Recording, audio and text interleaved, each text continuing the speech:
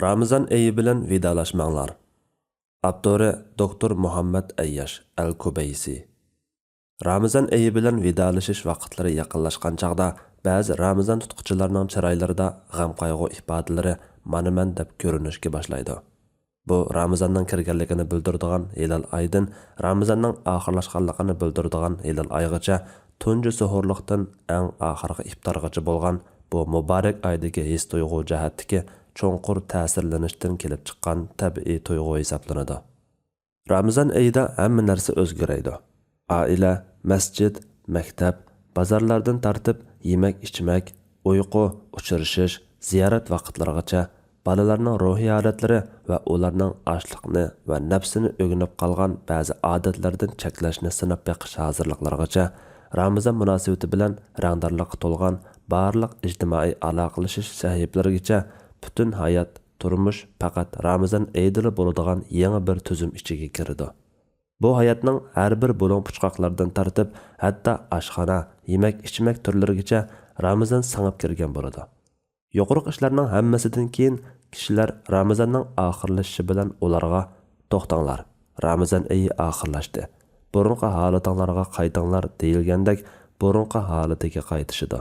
Yana shundoq kishilarmi borki, ular Ramazan oyida yuqoriq ishlarga emas, balki Alloh bilan bo'lgan tijoratning eng yaxshi mazgiliga butun vaqtini ajratishga alohida ahamiyat beradi.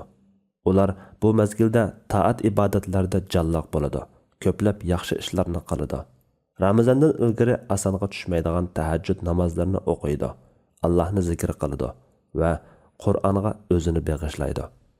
Bu kishilarning qalblari Ramazan oyida Alloh bilan bo'lgan uns-ulfat, xotirjamlik va safliq holatlaridan Ramazanning oxirlashishi bilan ayrilib, ularning hayoti og'ir yuklar, turli mashg'ulotlar, nurg'unlagan masalalar bilan to'lgan burunqi holatiga qaytadi. Bu ikki turli kishilarning Ramazan oyidan ayrilganligi uchun ko'z yosh to'kishi loyiqdir. Lekin hamma ahvol yuqorqidek bo'lmaydi. Chunki Ramazan oyi kelib ketadigan mehmon yoki to'xtab qoladigan biror qatimliq safar bo'lishi uchun emas, balki davomli qilishi yoki davomli bo'lishi uchun kelgan. Shak shubhisizki, Ramazan oyi insonlarga Qur'on tilovat qilish, uni cho'nqur mulohiza qilish va uniga amal qilishni eslatish uchun kelgan. Halbuki Qur'on aramizda qiyomatga qadar davomli mavjuddir. Shunga siz davomli Qur'on bilan yashasangiz, davomli Ramazan bilan yashagan bo'lasiz. Ramazan oyi insonlarga Allohning o'ylarini eslatish uchun kelgan. Halbuki Allohning o'ylari aramizda davomli mavjuddir. Shunga siz Allohning o'ylarida bo'lsangiz, Ramazanda va Ramazanning muhitlari ichida bo'lgan bo'lasiz. Ramazan oyi musulmonlarning qalblarini mehr-shafqat qilish, o'zaro yaxshi ko'rish, o'zaro hamdam bo'lish, o'zaro aloqalashishlar bilan bir-biriga bog'lash uchun kelgan. Halbuki musulmonlar aramizda mavjuddir. Shunga siz musulmonlar bilan davomli mehr-shafqat qilish, o'zaro yaxshi ko'rish, o'zaro hamdam bo'lish, o'zaro aloqalashishlar bilan bo'lsangiz, Ramazan bilan birga bo'lgan bo'lasiz. Ramazanmi sizdan ayrilmagan bo'ladi. Ramazan oyi sizni angliq bo'lish, amal qilish, Allohga iltijo qilish va Allohga tavakkul qilishlar orqali shaytonlarni kishallashga odatlantirish uchun kelgan. Halbuki shaytonlar mavjuddir. Siz ularga har bir ekran, har bir munbar, har bir yo'lda yo'liqib tursiz. Shunga siz shaytonlarni kishallab, qalbingiz va ko'zingizni shaytonlardan himoya qila olsangiz, Ramazonga eng yaqin bo'lgan bo'lasiz. Ramazon kunlari haqiqatan boshqa kunlardan farqlanmaydi. Ramazonning har bir kuni 24 soat bo'lib, quyosh chiqadi va patadi. Kecha va kunduz bo'ladi. Farqli bo'ladigani faqat siz. Ramazon da'vatini qo'lga keltirmoqchi bo'lsangiz, ey mu'minlar, taqvodor bo'lishinglar uchun sizlardan ilgirkilarga, ya'ni ilgirki ummatlarga ro'za farz qilingandek, sizlarga Ramazon ro'zasi farz qilindi degan Ramazon da'vati aramizda qiyomatga qadar davomli bo'lguchidir.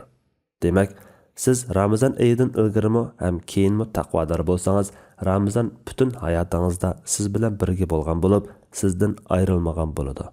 Ramazon oyi sizni hayotdan ayirish uchun emas, balki hayotga hozirlash uchun kelgan.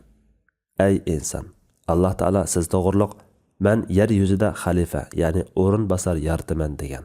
Shunga siz zaminni gullantirish, zaminning yuklarini va mas'uliyatini ustingizga elish uchun yaratildingiz.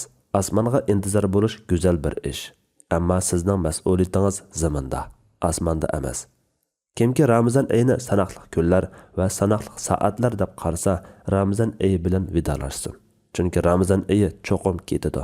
Kimki Ramazan oyini ilohiy da'vat deb qarasa, Ramazan oyini tabriklasin. Chunki Ramazan oyi kecha va kunduz mavjudli bo'ladi ekan, qiyomatgacha davomli bor bo'ladi. Ramazonlar qutlug' bo'lsin. Hayitinglarga muborak bo'lsin.